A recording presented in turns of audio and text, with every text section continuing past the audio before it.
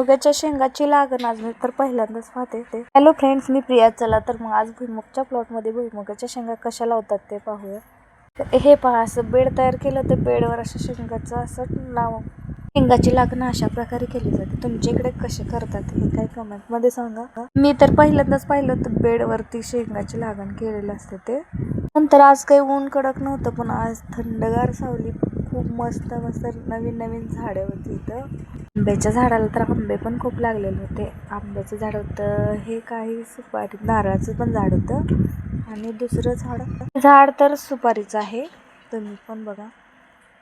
आज तर नवनवीन प्रकारचे झाडं पाहायला मिळाले. हे झाड सोडून अजून एक झाड पाहायला तुम्हाला दाखवते. हे तुम्ही फळ कधी खाल्लंय का ते तुम्ही मला कमेंट करून नक्की सांगा. आणि ते झाड कशाचं आहे ते पण सांगा. हे पहा, हे याला जाम म्हणते तिकडं, तर तुमच्या इकडे काय म्हणतात कमेंटमध्ये नक्की सांगा. आणि ते तुम्ही खाल्लंय का?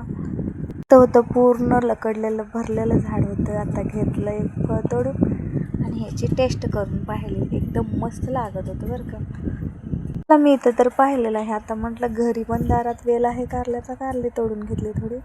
तुम्ही पण दारात लागण अशी करता का? मला हा ब्लॉग कसा वाटला, व्हिडिओ आवडला असेल तर नक्की एक लाईक करा. पुन्हा भेटू नवीन अशा ब्लॉगमध्ये.